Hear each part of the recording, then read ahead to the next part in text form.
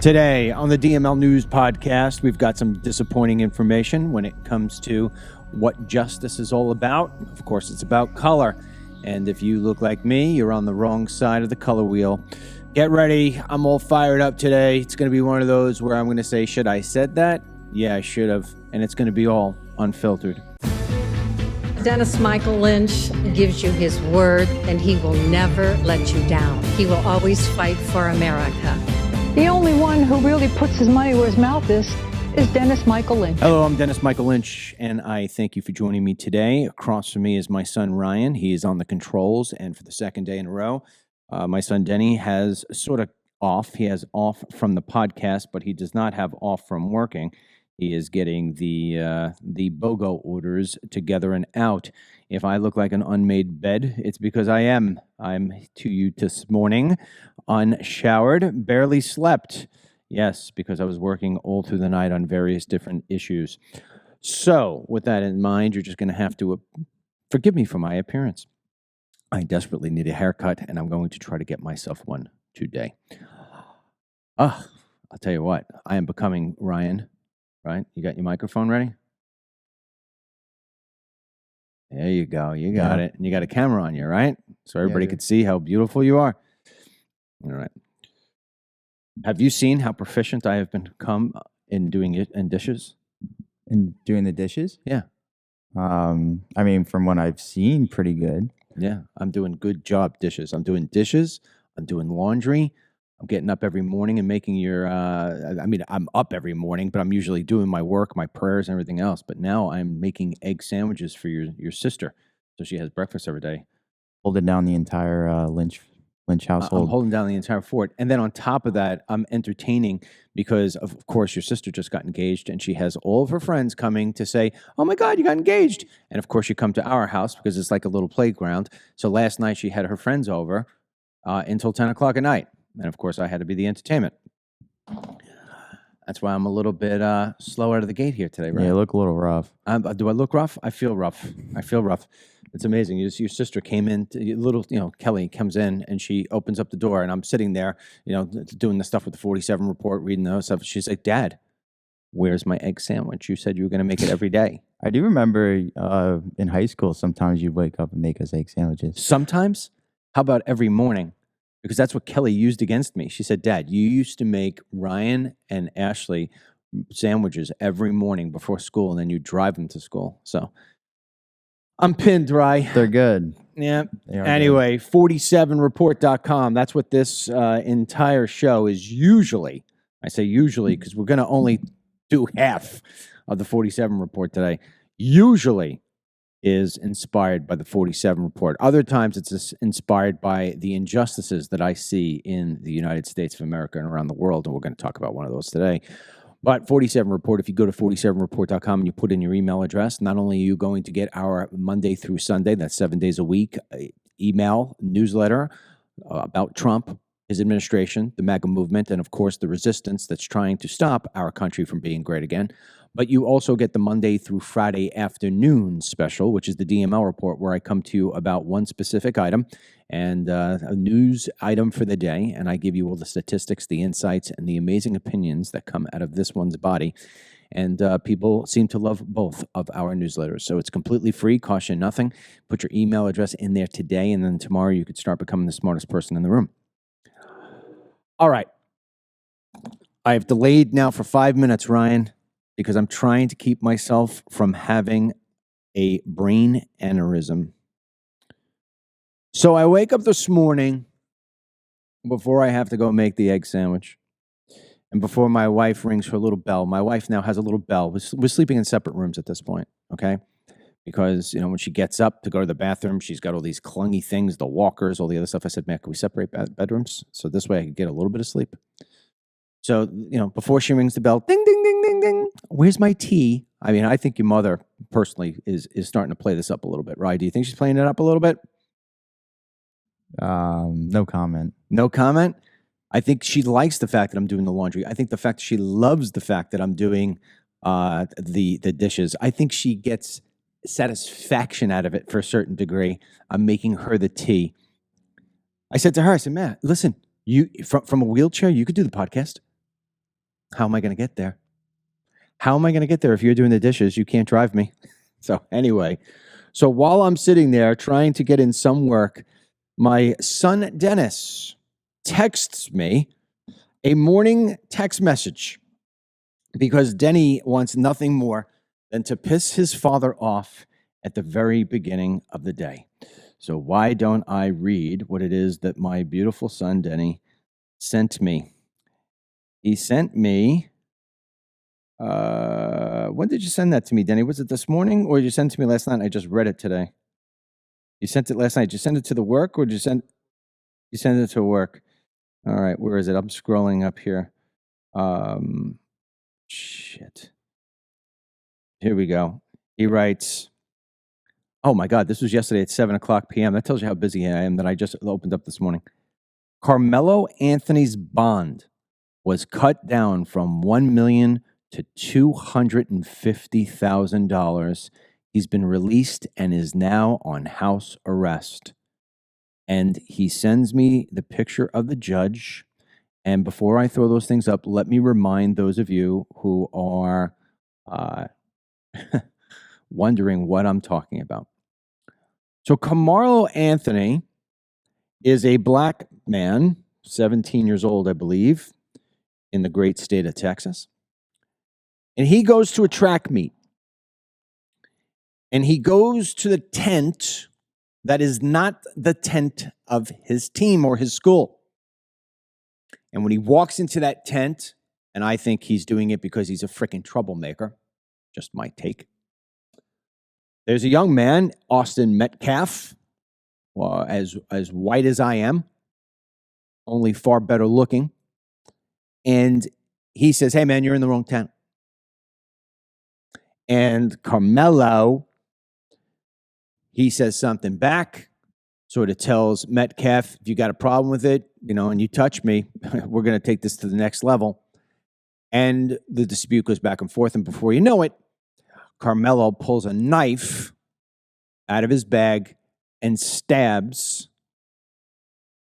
Metcalf in the heart, killing him in his twin brother's arms. I mean, this is like a Netflix movie, all right? And now, this POS, and if you don't know what POS stands for, I'll give you the first two clues. Piece of, there you go, is, and I'm containing myself, Ryan. Ryan, if I go too heavy on my rhetoric, you got to wave your hands. We would hate the Facebook police to come get me in the middle of the night. This POS admits, yep, no, I'm not the alleged guy. I'm it. But now he's claiming self-defense. He's claiming self-defense. So let's take a look at this from what would be considered a common sense standpoint. Because common sense, for whatever reason, seems to have left the United States of America. We no longer have common sense anymore, only in slivers. You've got it. I've got it. Ryan's got it. Denny's got it in the back. There's a whole bunch of people in the state of Florida, Tennessee, a few in Texas. There's people throughout this country. Even some of you listening from California got common sense. Although I reserve that. I don't know if you're playing with a full deck, because if I lived in California, I would have been gone a long time ago. However, I understand you have family and jobs or whatever, but you could leave that. I did. Common sense says that it is impossible for it to be self-defense. You have a knife in your bag. That alone right there says that you are an aggressor. Well, you can make the argument that says, well, wait a second, Dennis, you carry a gun wherever you go in Florida. You're not doing it for aggression. You're doing it for protection. You're absolutely correct. You're absolutely correct. But if I go walking into a jewelry store with my gun out and say, I need to see all the jewelry right now, am I not the aggressor? And if some guy says, I'm not putting my jewelry out, you're not entitled to see the jewelry out. You're in the wrong place, young man. And I say, oh, really? Show me all the jewelry or else, go ahead, I dare you. I'm the aggressor. It's common sense. I don't do that. I carry my sidearm. I have it covered over. and I walk about my business and I have it there for protection. So, okay, Karmelo's got a knife in his bag. But Karmelo on his own went into the opposing team's tent. To me, that right there is a sign of aggression. Well, come on, Dennis. You know, maybe he's not the smartest guy in the world. Maybe he's one of those people who can't go get a voter ID because it's just too hard. No, we've got past that. Supposedly this kid's smart. He should be able to go get his voter ID, just like everybody should be able to go get a voter ID. But the Democrats will tell you, no, that's racist.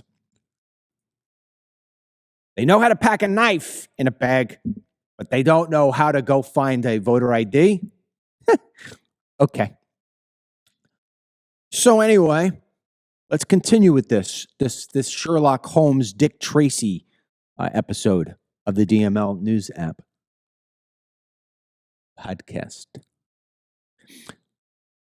So now he walks into a tent and he sees that the tent he walked into is the wrong one. Knife in bag, walk in tent. Oops, I'm in the wrong tent. You, me, Ryan, my 16-year-old daughter, she's a lacrosse player. I just watched a lacrosse game yesterday. It's one of the other things that in my world of have to do, I did. If my daughter walked into the tent of the opposing team, my daughter's jerseys are white. Yesterday's teams were orange. If she walked into the tent because it said lacrosse and she got confused for the moment on where she was supposed to go, think about that. Think about the level of confusion one must have to go into the wrong tent. But they go into the wrong tent and they see, oh, this is the opposing team's jerseys. I don't know any of the people who are here, really. And you don't about face and leave, but instead you sit there and make your presence known. You are the aggressor. You are the agitator. You are looking to pick a problem. If it looks like a snake and it wiggles like a snake and it hisses like a snake, guess what it's not? It's not a puppy. So there we go.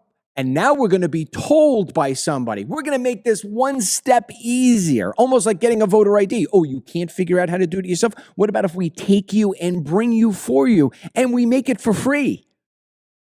Nah, still racist. So now if you walk into a tent with a knife, wrong tent, see that it's not your tent, and somebody tells you this isn't your tent, you can't be in here, and you don't turn around and just say sorry and leave, you continue to be the aggressor. This is common sense. I'm laying this out for the jury. Problem is the jury probably be filled with people from the Middle East and other places when you say, wait a second, what, this is Texas? Yeah, this is Texas, Pakistan Day, Bangladesh Day. As we showed you yesterday, the big, huge 90-foot thing from India. Yeah. Where'd the country go? Who knows? And so now you're told you're in the wrong place and you're going to push back. And along the rhetoric that's going to go back and forth because Mr. Metcalf is going to protect his team, is going to protect his territory. The conversation goes back and forth and he's warned. You keep it up. You watch what happens. Everybody sees this. Everybody hears this. No doubt who the aggressor is. Austin Metcalf did not walk out of a tent because he saw a black boy walking along the track and said, hey, you, black kid, come here. Why don't you come into my tent? Give me an excuse to give you a hard time. That's not what happened. That's not what happened. And so, because Karmelo Anthony is a punk, also known as a POS, he decides he's going to take a knife out and not go like this. Hey, man, I'm telling you right now, you say one more word to me or you even come close to me, this is going into your heart. That would have been bad enough. That would have been threat. That still would have been, as far as I'm concerned, cause for arrest, right? He didn't give Metcalf the opportunity to say, whoa, where's this going here, man? All I'm telling you is this is our team's tent. You're in the wrong spot. Can you please put the knife away? Don't want to see anybody get hurt. All right, let's calm down. Let's do anything. Nobody's doing anything here. All right, go ahead. Or you tell you what, you want the tent, you keep the tent. We'll go outside the tent. We'll get a different tent. We'll leave this tent all to you. He didn't even give him that chance. Instead, he took the knife in what I think is a premeditated murder because he wanted to hurt somebody. He needed to hurt somebody because that's what happens in that community. 6.5% of the U.S. population is made up of black males, and yet 53% of the homicides tie back to black males. If that ain't a problem, I don't know what is. That's just not coincidental. That's not like, oh my God, I rolled the dice 20 times, 18 times, I drew a 7. No, this isn't lucky. This isn't Vegas. This is reality. This is what unfolds every single day in the United States of America. You take away the gang issue in the United States of America. You take it away with these blacks killing on blacks all the time, and that whole big, huge number about how it is that gun violence, gun deaths, guns are a problem in the U.S. No, they're not. Strip out that 53% and watch the number go down. Strip out the amount of veterans that feel like they need to kill themselves because our government has completely forgot about them. That number goes way down because people like you and people like me and people like Ryan aren't just walking around the streets and shooting people randomly. Going to South Chicago, it's a sport. You want to talk about the Hunger Games in real time? Go to South Chicago. Go to certain places in LA. Go to certain places in St. Louis. You know what you're not going to find? You're not going to find people like you and Ryan and me. No. You're going to find the people that when you see them coming towards your tent, you call the cops. That's racist. No, it's not. That's based on statistics. That's based on the fact that a 6.5% representation of this country is creating 53% of the homicides in this country. So if you have a problem when you're driving through a bad spot or when you see a slug of people and you get a little nervous, you're not a racist. You're not premeditating who they are and who they're not. You're going based on statistics. If I gave you a bowl of M&Ms and I told you that there's 100 M&Ms and 53% of them had the potential to poison you, you would never stick your hand in the M&M jar. And it doesn't mean that you don't like M&Ms. It means that you actually love M&Ms. But it means that you have a common sense to you that says, I'm not going to put myself in harm's way because harm's way is in that demographic, is in that place. That doesn't make you stupid. It doesn't make you a hater. It doesn't make you a bigot. It doesn't make you a conservative or a right-wing crazy. It makes you smart. It makes you very smart. If you went into a surgery and a surgeon said to you, just want to let you know there's a high-risk surgery. 53% of the people who go into this surgery die. You'd say, is there any way I could go about it differently? Sure, just start eating better. Okay, I'll try that. Nobody calls you a racist there. Nobody says that you're anti-medicine. Nobody says you're anti-doctor. Just says you're smart. Yeah. You have a 53% chance of dying if you don't wear your seatbelt. Okay, you don't wear your seatbelt, you're an ass. Wear your seatbelt, well, you're going to make odds a lot better. But if you dare say, this kid's coming into my tent with a knife, he's got a bad thought in his head, all of a sudden you're a racist, and he gets to get self-defense. Okay, Dennis, what's the point? Well, it was bad enough that this guy who stabbed this beautiful young man who had the whole world in front of him, it's bad enough that he took his life away for absolutely no reason at all. He instigated it. He looked for it. He was the agitator in the whole thing. I was pissed off when I heard that he was not going to be treated as an adult with the ability to have the death penalty or life without parole. That pissed me off enough to where we talked about this on the show the other day. But now today, because I think the good Lord likes to test my abilities to see if, I am going to have an aneurysm at some point because of this show. My son Denny said, I'm going to rev up my dad today. We lowered this kid's bail from $1 million to $250,000. Why in heaven's name would we lower the bail in this case? This is not questionable. There was not a cop involved. This wasn't one of those, you got to look at the video. Was he looking to grab the gun? Wasn't he looking to grab the gun? Was the cop too aggressive? Did the cop say that? No, there's none of that. There's no question here at all. Why did we lower from $1 million to $250,000? There's only one answer. And for those of you who are only listening to this program, you're going to get a little shortchanged because I am going to say the following. They say that a picture is worth 1,000,000 words. Well, in this case, a picture is worth 750,000 words because that's the delta between 1 million and 250,000. For those of you who are watching on Facebook who have not hit the share button yet, shame on you. Do it now. For those on your Rumble and Team DML and all the other different places that listen to me, here comes the picture worth 750,000 words. Ryan, would you please put up the picture of the judge who gave Karmelo that nice little $250,000 gift? Oh, geez. Well, I'll tell you what, she certainly doesn't look like Mary. She looks a little bit like Karmelo. There you go. Could it be that bias is in the works here? Could it wind up being that this is all about race and not about justice? All right, let me change the tune. Put my hat on backwards.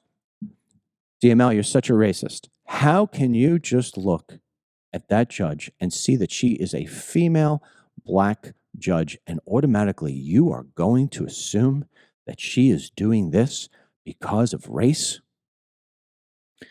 Put my hat back on, DML. No, I'm not going to say simply because of that. I won't lie. When I saw the judge, I said, isn't that convenient?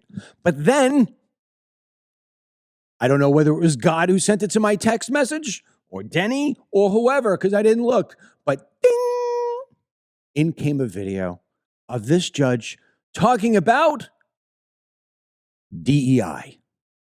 Play it, my son, Ryan. I didn't see a female in my hometown that was an attorney until I was in law school, and went back to intern, and certainly not a person of color. And so now when we can have, summer interns come up and they are every race, creed, color, gender, but they can see someone that looks like them on the bench. I think that is so beneficial because it's representation. And when they look at me, young kids, law students, whoever it is, I want them to say, if she can do it, I can do it too. Ryan, without putting yourself in the harm's way of the social media police, will you please tell me if I am a maniac and I am a bad man because I am connecting dots and figuring that this judge is not basing this on the crime, but rather the color? I think it's like a 1 + 1 = 2 here. It's definitely the color aspect. I agree 100%, but it's hard to talk about it because the gods at Facebook will penalize us for it. Absolutely. And let's, for one moment, Ryan, let's do a little back and forth. You ready, Ryan? Yeah. I'm going to be, let's see if you could do your controls as quick as we go, okay? I will be the prosecutor, and you will be Karmelo. I have you on the stand. You ready? Yeah.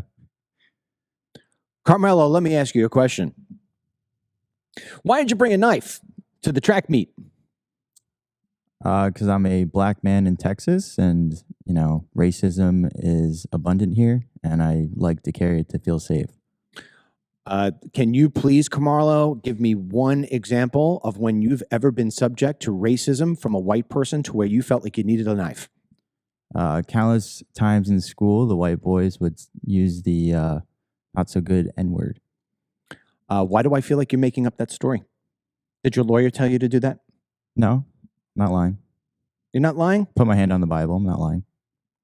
I don't believe you. I don't think any white boy has ever come up to you and used that N-word. Because if that N-word would have been said to you prior to this, I think you probably would have stabbed that person too. Kind of got me there. Yeah, I got you there. Exactly. Enough said. Your Honor, I would like to say that this is absolutely staged by the legal defense. There is no self-defense here. This person is using a narrative that over and over and over again is used in this country. It is complete BS. It is the epitome of the left coming at a white male saying you are by defined privileged, you are by defined a racist, and you are by defined not a victim, even though my man stabbed you right in the heart. That's the way it works every single time. And because let me tell you this for certain, I would take all of China's tea and put it on this as being true. Here's my bet. I'm betting all the tea in China. If Austin Metcalf had a knife in his bag and he walked into the opposing team's tent and he said to the people that were there, "Hey, how you doing?" And they said, "You better get out of here. This isn't your tent. Please leave now." And Metcalf turned around and stabbed Karmelo in the heart, and Karmelo died in his twin brother's arms. I can tell you that Metcalf would not be getting out and going to house arrest. B, he would not have had his bail lowered from $1 million to $250,000. And C, somehow, some way, all of the activists would have been demanding he was being treated as an adult in the sense that he can get the death penalty or life in prison without parole. And if those things were not granted, and he was indeed given an out pass by a white female judge who said, you can go home for $250,000 instead of $1 million, the towns in Texas and around the country would be burning down. And the idiots on CNN and MSNBC and all over the place would make this top headlines. It would be bigger headlines than tariffs, bigger headlines than Iran has a nuclear bomb, bigger headlines than the stock market is crushing all the people who have 401ks. But no, it's not. Because that's not what happened. Because that's never what happens. It's never what happens. I am so sick and tired of this. I want you to imagine it was your kid who got stabbed in the heart, and you got to turn on the television and you got to hear that this murderer just went from 1 million to 250,000, and you see him walking out of court. Ryan, we have the B-roll of him walking out of court. Let's play it. We don't need sound. Keep my sound going and just play it.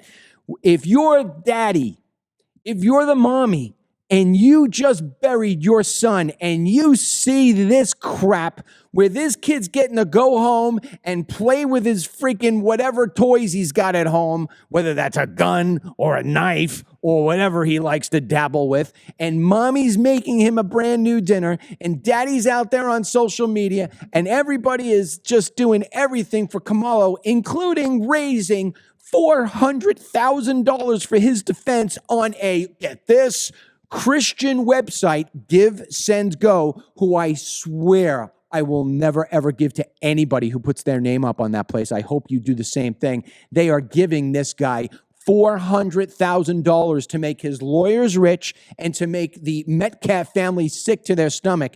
And there they go driving away like there's no problem. I can tell you where they're not going. They're not going to the Metcalf's graveyard.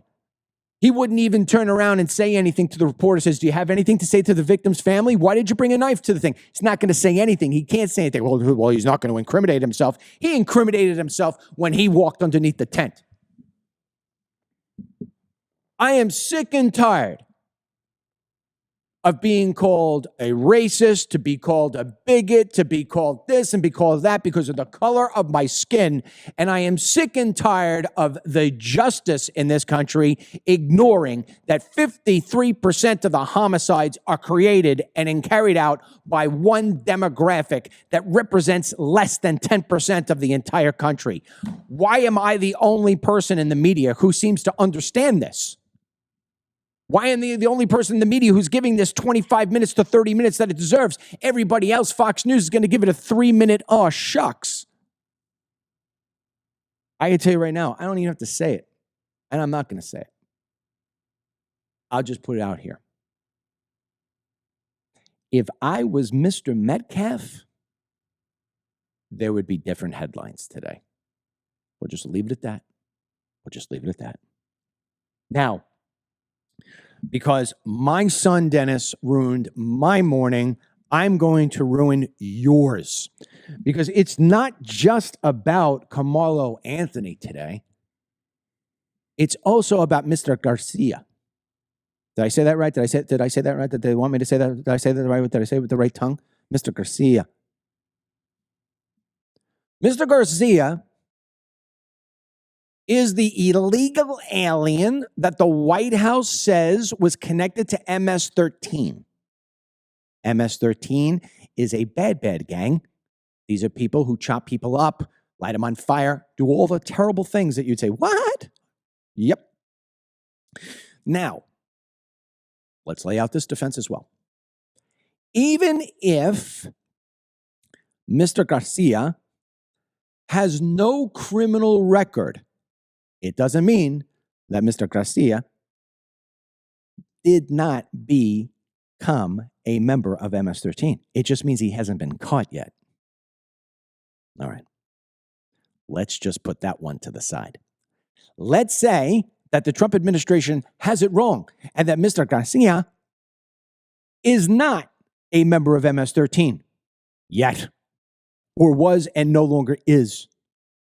Mr. Garcia is still an illegal alien from El Salvador. He's in this country illegally.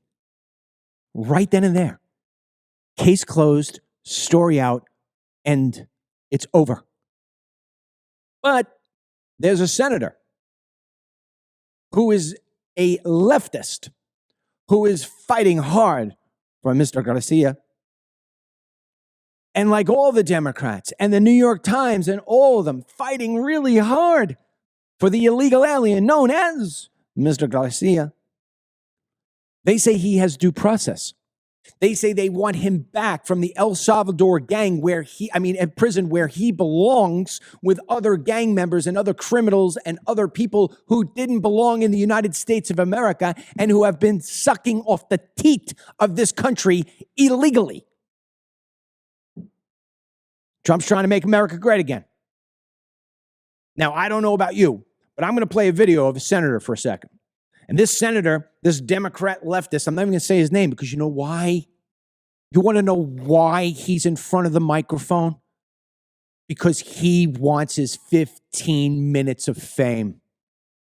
He wants his time to be anointed as the next leader of the Democrat Party. It is amazing to me how these people, if you want to even call them that, can get up every day, look themselves in the mirror and say, today's going to be another day that I am going to fight for the illegal aliens of this country.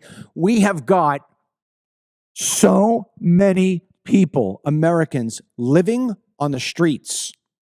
We have so many Americans barely hanging on.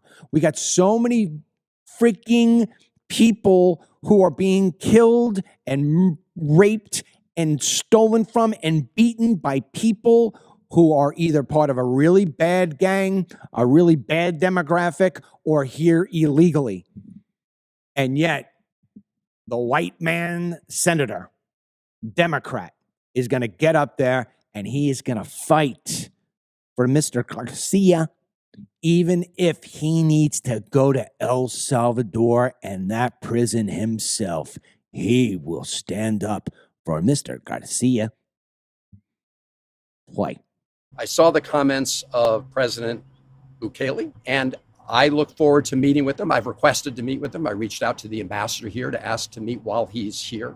But I've also made clear if we can't meet here, I do intend to go to El Salvador to discuss the release of this individual who is illegally detained. A Maryland man who's the father of 3 in a notorious prison in El Salvador. And I believe the president of El Salvador will recognize why it's important to allow him to return to the United States of America, because it is absolutely unjust and illegal to have this Marylander detained one more day in a notorious prison in El Salvador. Of course, President Trump could have just said, bring him home. Of course, he could have done that. But this is an administration that has lied about Mr. Abrego Garcia, right? The vice president of the United States tweeted out that he had a criminal record. That was a lie. They're just lying. They've gotten caught lying. They don't want to admit it.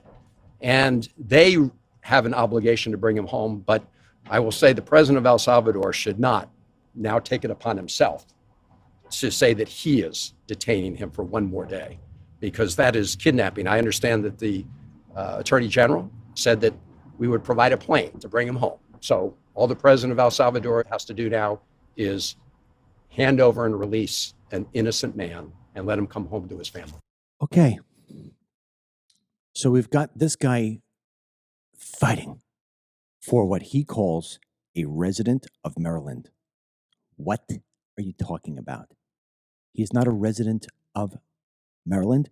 He is a resident of El Salvador who is in Maryland illegally. Why is it that somebody like that piece of you-know-what is going to stand there and accuse the Trump administration of lying when this man is lying through his teeth and not one member of the press said, he's not a resident of Maryland, he's a resident of El Salvador here illegally? Why doesn't anybody challenge him? I'll tell you why, because the media is bought and paid for by the same people who buy and pay for these freaking senators and congressmen. In comparison to that narrative, let's bring you right now into the Oval Office yesterday, where President Trump met with the president of El Salvador, and Stephen Miller addressed this same exact issue, but through a common sense lens. Ryan, play the video. I promise you, if he was your neighbor, you would move right away. So you don't plan But to the ask for Supreme it Court's and get asking it back? to. Is that What was the ruling that- in the Supreme Court, Steve? Was it 9-0 Yes, it was a 9-0 in our favor? in our favor against the district court ruling, saying that no district court has the power to compel the foreign policy function of the United States. As Pam said, the ruling solely stated that if this individual at El Salvador's sole discretion was sent back to our country, that we could deport him a second time. Well, No version of this legally ends up with him ever living here because he is a citizen of El Salvador. That is the president of El Salvador. Your questions about it, per the court, can only be directed to him. I asked. So let me give you one thing that I think is absolutely for certain. For certain. The president of El Salvador is not going to return that Mr. Garcia to the state of Maryland. I can guarantee you that. You want to know why I know that to be true? A, because the president of El Salvador has turned that country around. He has made it from being one of the most dangerous places on earth to one of the most safest places on earth. He has a prison that should be the blueprint for every single last prison in the world, including the United States of America. He does not believe in crime, this man. This man believes in punishing the criminals. So that's number one. You're not going to break him. Number two, you see that guy he was sitting next to, President Trump? He holds all the levers, all the buttons, all the financing, everything else you could possibly imagine. You think that the president of El Salvador, who is a freaking staunch rule of law kind of guy, you think he's going to say, hey, Mr. President, I'm going to sit here and be Zelensky, and I'm going to start having a fight with you about this? Not even a chance. The more that El Salvador lines up to Trump, the better it is. And El Salvador has already said, and if I'm not mistaken, Dennis, if I'm saying this wrong, tell me. Dennis is off to the side. He's already said, Mr. Trump, Mr. President, you let me know what you need from me to carry out even more deportations. My doors are wide open, baby. I got cells. You want to send people? Send them. I got him. That's the kind of music we want to hear. But the leftist judges and the leftist radicals and the leftist people in Washington, D.C. want to fight more for the illegal alien than they do you. And God forbid your kid or your grandkid is stabbed in the knife by a freaking predetermined person. As far as I'm concerned, you are not the victim. This is the poor victim. This is the poor victim because of the color of his skin. It is so outrageous. It is so outrageous.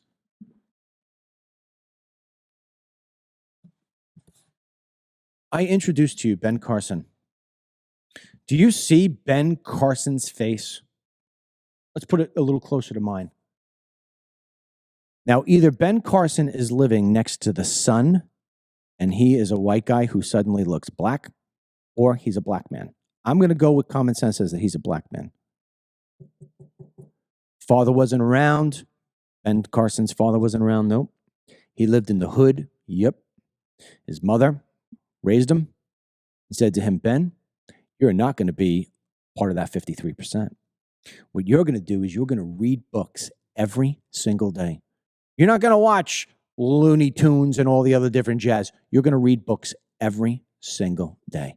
And you are going to grow up to be something special that you can be regardless of the color of your skin. Okay. Ben Carson, multi-millionaire, not because he could dunk a basketball or throw a football or steal bases faster than the white guy on the New York Yankees, but because he used his brain, he used his hands, he became an author of best-selling books. He became a neurosurgeon known around the world, being able to dissect Siamese twins. Then he went on to run for president. Then he wound up becoming part of an administration. The man is the freaking poster child for what every American can be, including those in the black community. But do you know what they did in the state of Michigan? They named a school after him, a grammar school after him, which should be the case. Every child in that black neighborhood should go to school. And when he walks into the Ben Carson Elementary, he should go in and say, "Who's Ben Carson?" It should be the first thing that every kindergartner and first grader learns when they walked into Ben Carson Elementary. Hey, good morning, children. Okay, put your books down, sit in your chair. Nobody, Tyrone, sit down, sit down. We don't do that in this classroom. No horsing around. You horse around when you're on the playground. In here, we're learning math and reading and science, and we're going to talk. And if you want to talk, you raise your hand. And if I call on you, that's when you speak. Yes, do you understand? Okay. Okay. Who would like to know who Ben Carson is? Because you look at his name every day, you pass through the threshold. And then there should be a lesson on who he is, what he does, what he did to become who he is and what he does, and why every child sitting in that classroom has the ability to do the same, if not better. And if your parents are staunch Democrats and they told you that Ben Carson worked for the Trump administration and they don't like that, well, guess what? Here's Barack Obama. Now, you don't want to really be like him in terms of how you conduct yourself, but it says right here that you could grow up and be anything you want. They don't do that. You know what they did with the Ben Carson Elementary? Because Ben Carson accepted a role in the Trump administration, not because he was a Republican. Remember, Ben Carson has been a Republican since day one, since you've seen him on Fox News, right? Running for president. They didn't take down his name off the sign of Ben Carson Elementary when he was running for president. It wasn't until he was announced as HUD secretary of the Trump administration, they renamed that school. And if you can't understand why it is that 6.5% of this country represents 53% of the homicides, I can't give you any better story than I just did. If you can't understand why it is that the Democrats, who know they can only win elections in this country if A, they cheat, or B, they have people who are voting that shouldn't be voting long term, or filling up an entire freaking country with people who are relying on welfare benefits and free this and free that. If you can't understand it, I don't have anything else left in my freaking book to read you. Our country, even with Trump in place, our country is such a freaking mess. The only way to solve this, only way, is through tough love. But we are no longer tough. Only some of us are tough love. Here's what I would do. Here's what I would do if I were the judge in this case. And I don't care. You could make me look like Ben, or you could make me look like me. I'd go based on the premise of the rule of law. And I would have had Karmelo standing in front of me, and I'd say to him, young man, it is beyond troubling, because this wasn't an accident. Mr. Metcalf didn't come after you. He didn't go into your tent. He didn't chase you down with his brother. You sought him out. And although you are going to have your opportunity to explain in court your defense, I am going to tell you, you're going to be spending each and every day in a jail cell. So this way you can think about that defense. You could think about Mr. Metcalf. You could think about your actions, which you obviously did before you did it. And you're going to sit there. And therefore, I'm looking at this $1 million bail that was put up. I'm going to change that. It's going to be $5 million. And the reason why I would do that is not only because that man does not deserve to be at home having freaking pancakes and brownies and love letters sent to him, but because it would send a message. That is the only way that we can fix the problems. My defense in this is Donald J. Trump. Donald J. Trump, in his first run for president, sent a very clear message to the people around the world. He said, if you come through my borders illegally, I will send you back immediately. You'll lose the money that you gave to the cartel to drag you over here. You will go home and you will never come back. We're going to do roundups. Your whole family's going. And you know what people did? They stopped coming until he made a mega mistake and said, I love DACA kids. Let's do a DACA deal. If he would have never said that, those borders would have stayed secured.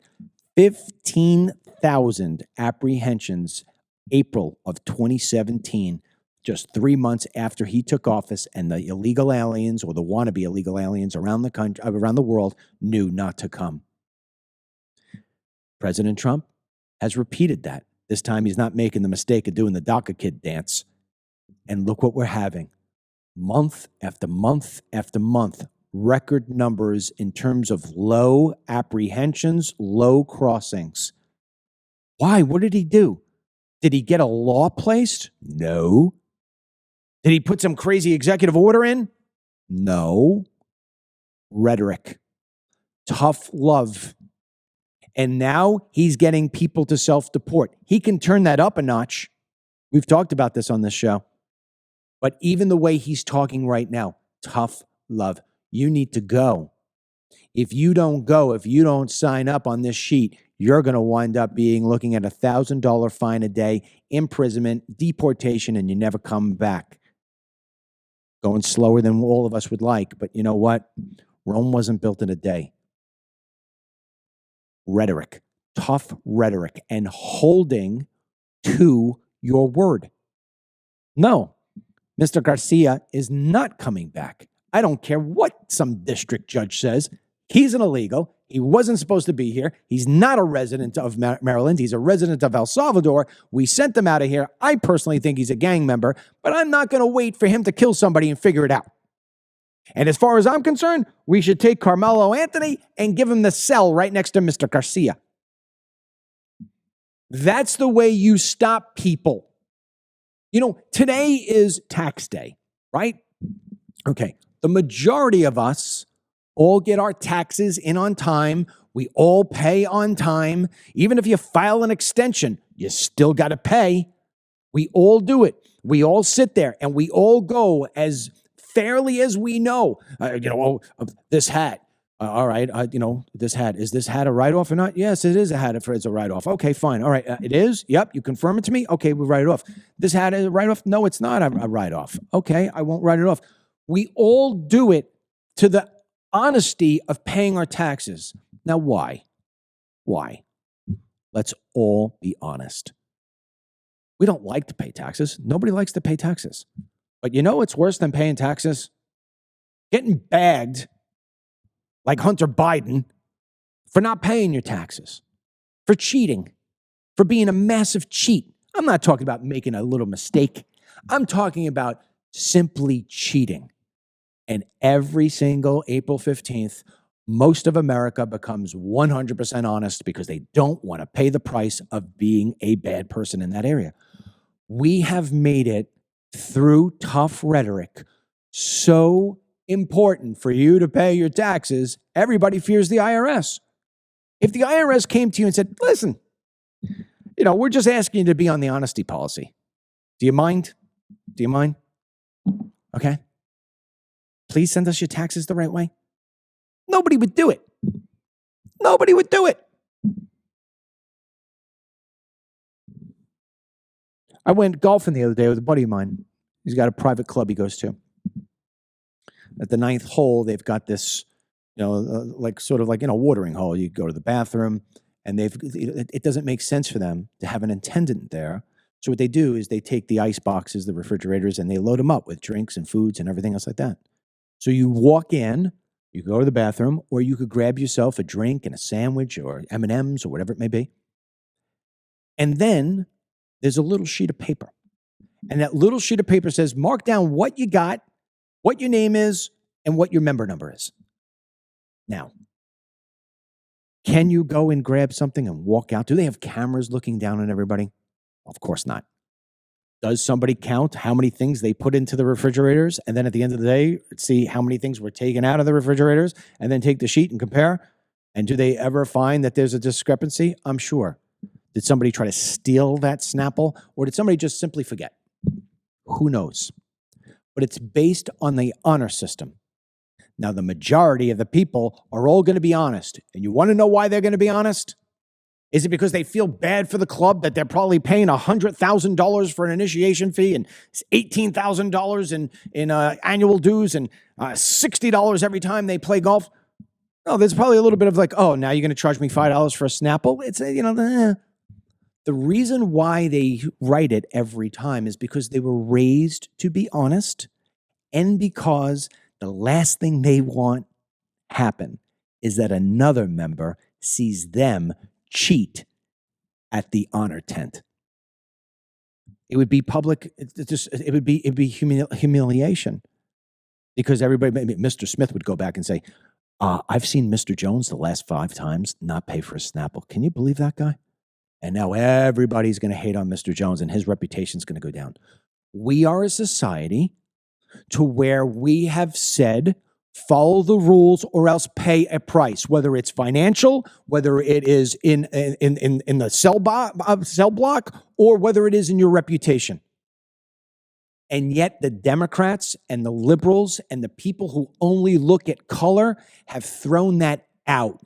They have given you and me and Lady Justice and George Washington and Donald J. Trump and every freaking person who fought and died in the war so we could have our freedoms and be able to follow the Constitution. They give all of us a middle finger. And it is disgusting, and they need to be called out when one needs to be called out for it. And I think I just did that for the last hour. So Did we get to talk about tariffs? Did we get to talk about Iran? Did we get to talk about any of the other things? No, we didn't. Maybe tomorrow when Denny comes back, we'll go back into that. But I had to get this off my chest because I know I'm not the only person who believes this. Now, before all those people come out here from the left and say, my God, he's such a racist, I bring back Ben Carson. When Ben Carson was running for president, I wound up getting a phone call that says, hey, Ben Carson knows that you know immigration like nobody else.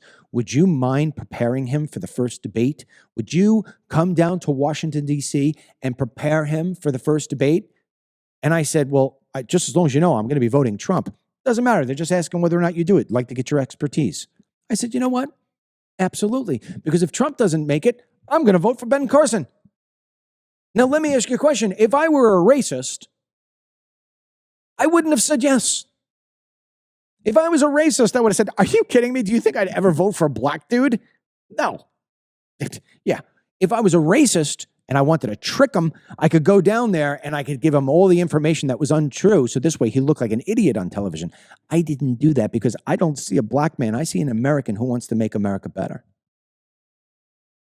And truth be told, I've seen the story of Karmelo and Metcalf switched. Doesn't happen often, but when it happens, I've seen it. And I've called them out on it. Unfortunately, it doesn't happen at the percentage rate that it happens the other way. And I wish Ryan and I had a video clip that we can show you where whether it's a senator from Maryland or AOC or Bernie Sanders or anybody for that matter is actually defending an American, not based on what their color is or what their sexual preference is or even who they vote for.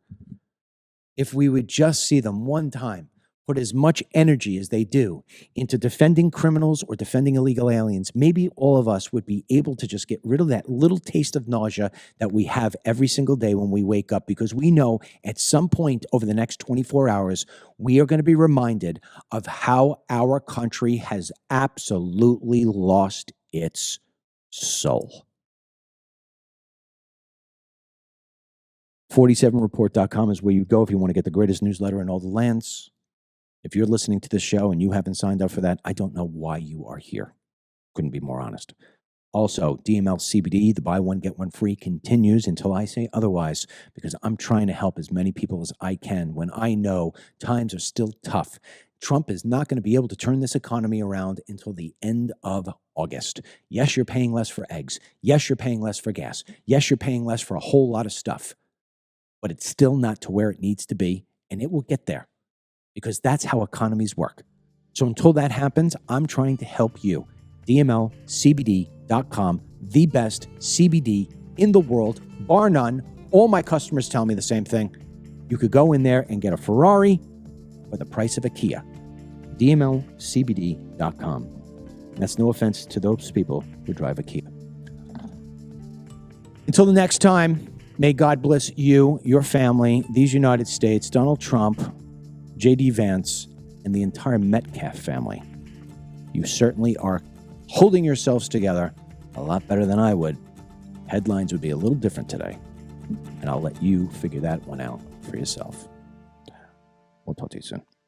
Get the Dennis Michael Lynch podcast every day by subscribing on Apple Podcasts or Spotify, and download the DML News app from the Google Play Store or the Apple App Store for breaking news, merchandise, films, exclusive content, and Team DML.